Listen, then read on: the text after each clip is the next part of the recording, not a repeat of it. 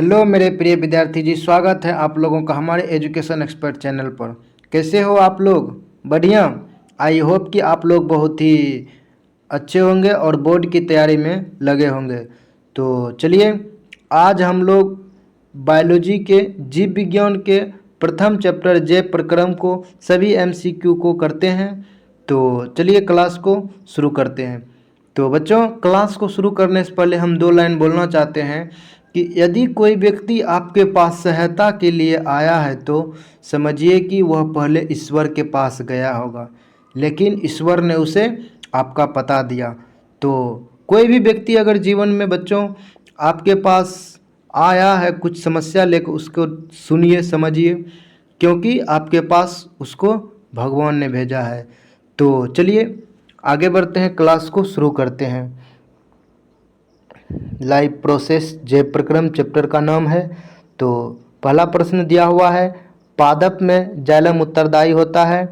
पादप में जाइलम उत्तरदायी होता है, किसके लिए उत्तरदायी होता है जाइलम? पादप में जाइलम उत्तरदायी होता है। तो बताइए, भोजन के वहन के लिए, अमीनो अम्ल के वहन के लिए, जल के वहन के लिए, ऑक्सीजन का वहन के लिए।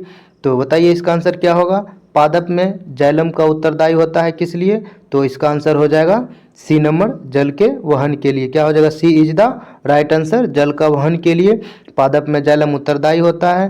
तो चलिए अगला प्रश्न देखते हैं। अगला प्रश्न दिया हुआ है, शरीर में भोजन का पाचन किस प्रकार की अभिक्रिया है?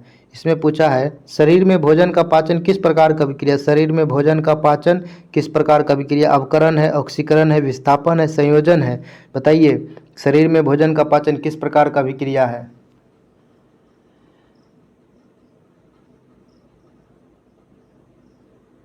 बताइए बताइए, शरीर में भोजन का पाचन किस प्रकार का अभिक्रिया है? तो इसका आंसर हो जाएगा बी नंबर, ऑक्सीकरण। क्या हो जाएगा? ऑक्सीकरण। बी इज द ऑक्सीकरण, राइट आंसर हो जाएगा। तो चलिए अगला प्रश्न देखते हैं। अगला प्रश्न क्या दिया हुआ है? अगला प्रश्न दिया हुआ है, मानव हृदय में कितने कोष्ठक होते हैं? मानव हृदय में कितने कोष्ठक होते हैं? यही प्रश्न दिया हुआ है, मानव हृदय में कितने कोष्ठक होते हैं? 2 ऑप्शन में है, 3 है, 4 है, 5 है। तो जवाब दीजिए, मानव हृदय में कितने कोष्ठक होते हैं? मानव हृदय में कितने कोष्ठक होते हैं? तो इसका सही जवाब हो जाएगा सी नंबर। क्या हो जाएगा? सी नंबर, 4 हो जाएगा। 4 इज द राइट आंसर। मानव हृदय में कितने कोष्ठक होते हैं? 4 कोष्ठक होते हैं। तो चलिए अगला प्रश्न देखते हैं। अगला प्रश्न दिया हुआ है, किसकी उपस्थिति के कारण रक्त लाल दिखाई देता है? और रक्त, हमारा ब्लड जो है, हमारा ब्लड जो है किसके उपस्थिति के कारण लाल दिखाई देता है? यही प्रश्न पूछ रहा है, किसके उपस्थिति के कारण रेड लाल दिखाई देता है? हीमोग्लोबिन के कारण, प्लेटलेट्स के कारण, या क्लोरोफिल या क्लोरोप्लास्ट के कारण?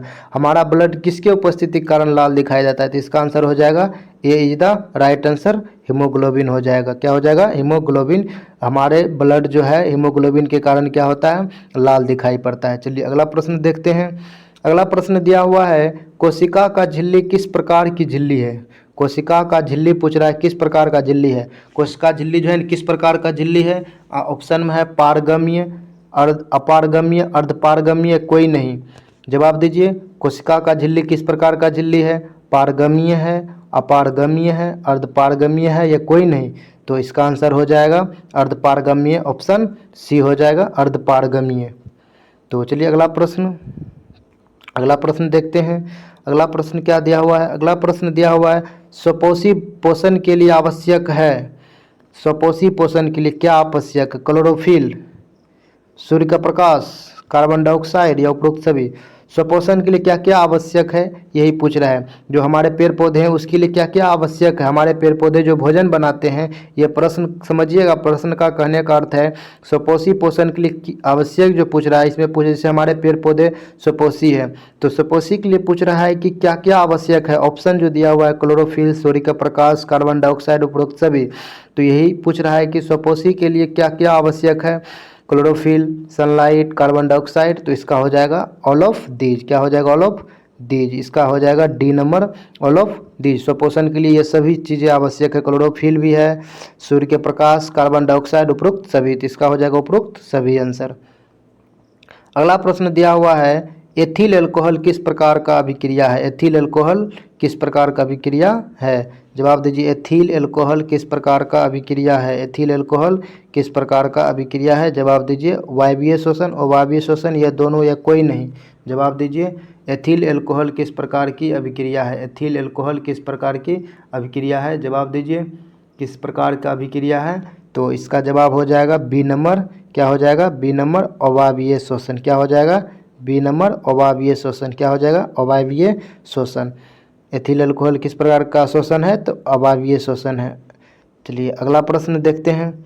अगला प्रश्न दिया हुआ है, पौधों में गैसों का आदान प्रदान किसके द्वारा होता है? पौधों में गैसों का आदान प्रदान किसके द्वारा होता है? यहाँ पर दिया हुआ है पौधों में गैसों का आदान प्रदान किसके द्वारा होता है? रंध्र के द्वारा, जड़ के द्वारा, तना के द्वारा, फूल के द्वारा, यही प्रश्न है। जवाब दीजिए पौधों में गैसों का आदान प्रदान किसके द्वारा होता है? पौधों में गैसों का आदान प्रदान किसके द्वारा होता है?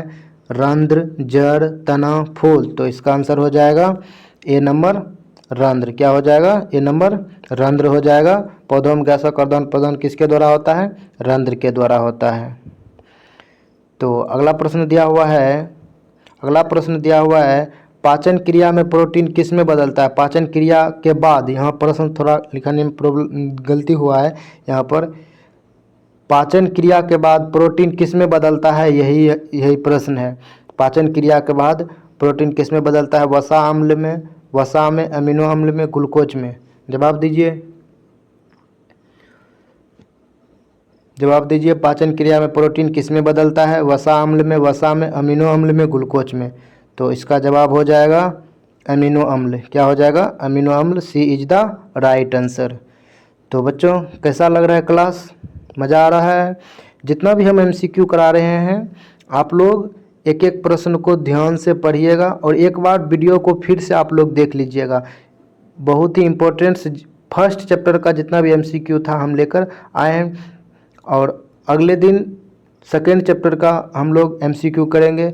तो अभी तक जितना कराए हैं, अगर इस सभी पीडीएफ आप लोग लेना चाहते हैं तो हमारे एजुकेशन एक्सपर्ट का नाम का टेलीग्राम है, उसी पर आपका सारा क्लास के साथ पीडीएफ आपको मिल जाएगा, प्रोवाइड किया जाता है, वहाँ पर आपको मिल जाएगा।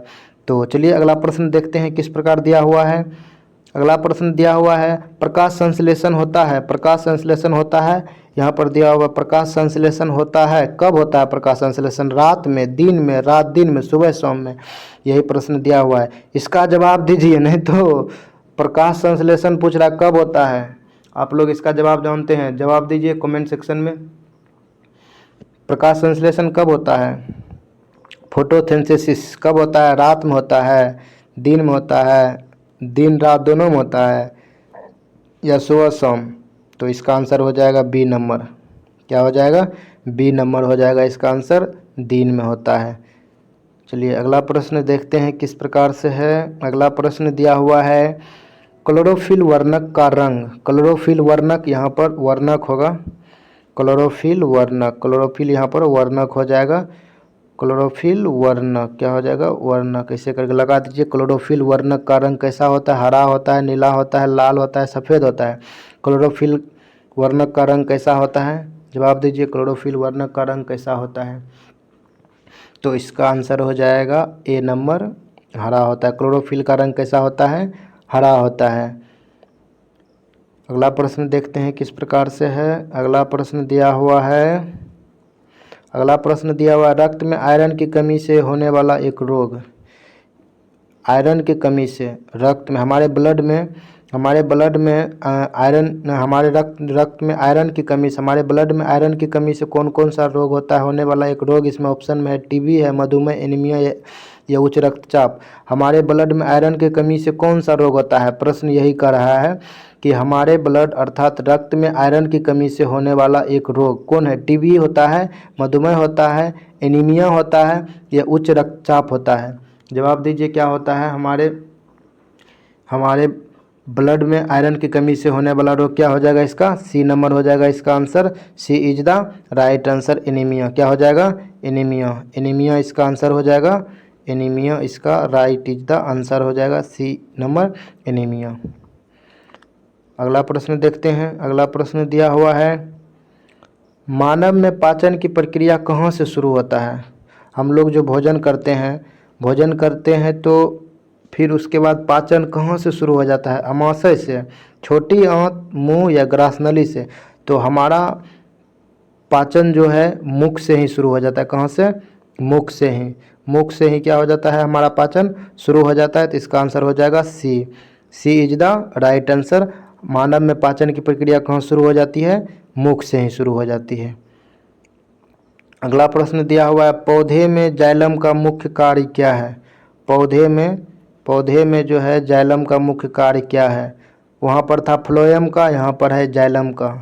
तो पौधे में जाइलम का मुख्य कार्य क्या है? भोजन का परिवहन करना, पानी का परिवहन करना, अमीनो अम्ल का, ऑक्सीजन का परिवहन करना। तो बताइए पौधे में जाइलम का मुख्य कार्य क्या है? पौधे में जाइलम का मुख्य कार्य क्या है बताइए।